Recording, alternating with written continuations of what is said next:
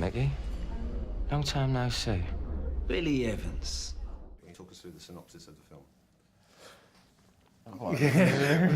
Well, for me, when I took, Leo came to me with a script initially, but for me, the film was always about the dangers of being top dog, the dangers of putting your head above the parapet and saying, I'm number one.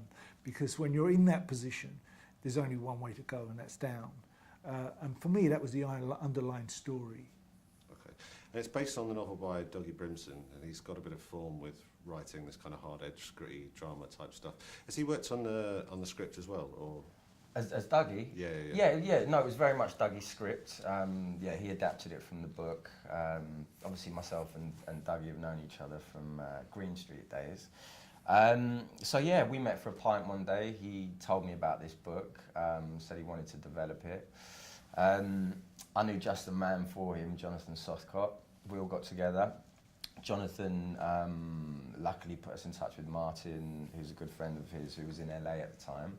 A few Skype chats later, Martin was on board, and he really, because I think at the time Martin came on board, myself and Dougie and Jonathan to an extent had been working within this script for so long that it was superb that when Martin came, he brought a sort of a new perspective to it and really helped tighten the script up, and then we went and shot it, and What's it been like working with Dougie? I mean, what's Dougie, he been able to bring to the table? Dougie for me was an absolutely beautiful surprise, because I'd just heard about Dougie, I knew the stuff that he had written before, but he is the loveliest man, isn't he? He is, He's the softest, kindest man, and it was a real thrill for me sitting down working with him. And every time I said something, maybe we should do this, maybe we should do that, there was never a single no. This is my script, we're not doing it. He would always take it, and then if it didn't work later, we would throw it out. But he would always take it, write it, have a look at it, and then see if it worked. Yeah. Precious ain't a word in his vocabulary. This place. It's ours now. You got that phantom kind of love on me. You would have done a war with me. I will go war with you any day of what you want. You know what I mean? Leo, let's talk a little bit about your character Billy. What's he been like to play? Billy was a lot of fun to play. If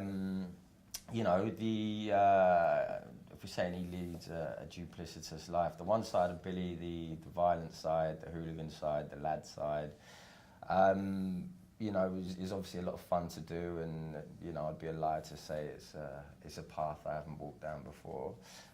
So that's always fun and great to do that. But then the other side, the family life, the intimate moments with his wife, the hatred that his best mate's wife has for him, then the best mate's wife and Billy's wife being best friends. So there's all these dynamics and all these sort of underlying emotions, and so that was really nice to play, and I think that's what attracted me to the script, was that it wasn't just wham bam, yay, I'm the man. It was wham bam, I think I'm the man, but I've got to go home to the woman, and I'm not really the man, and oh God, what's happened?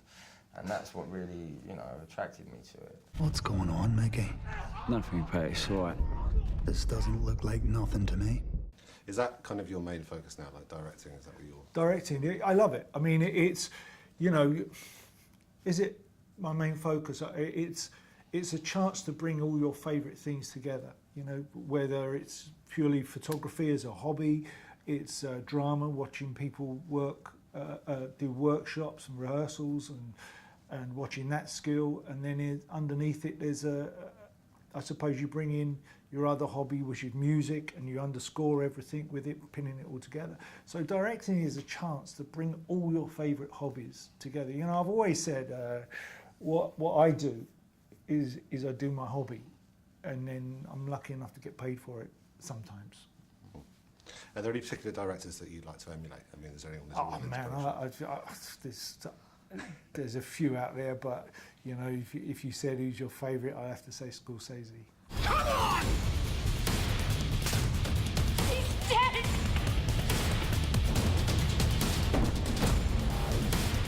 It's all a bit lock stock, isn't it?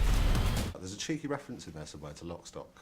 And obviously that was the first of quite a lot of London sort of gangster films. Were you conscious of that when you were making it, and how you kind of make it stand apart from those other films? Absolutely, yeah. Because this film, I've seen lots of films that concentrate more on the violence and shooting the violence really well. You know, whether it's at kind of MTV, slow it down, speed it up, crank it a little bit, and then they forget about performances.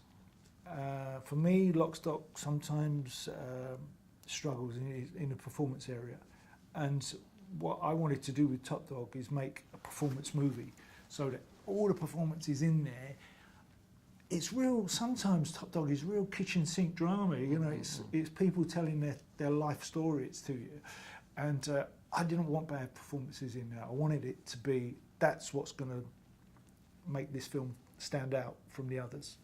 Yeah, Lock, Stock is very funny. We're not trying to tell a comedy in this. Yeah. You know, and Well, it's very wasn't it? polished. It was It's kind very of heightened yeah, reality.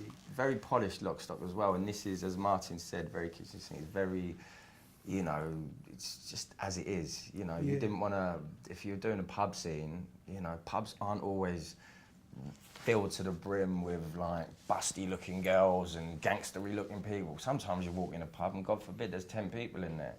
That's reality. So, you know, we just tried to tell everything as it is and not gloss it over and glamorise it. I think films like Lock, Stock, it's great for what it is. I love it as well as Great everybody film. else. But it's kind of heightened reality, and you have to pitch your film as to where it is. And with this, we wanted it to be in the sawdust, in the dirty area of reality. Yeah.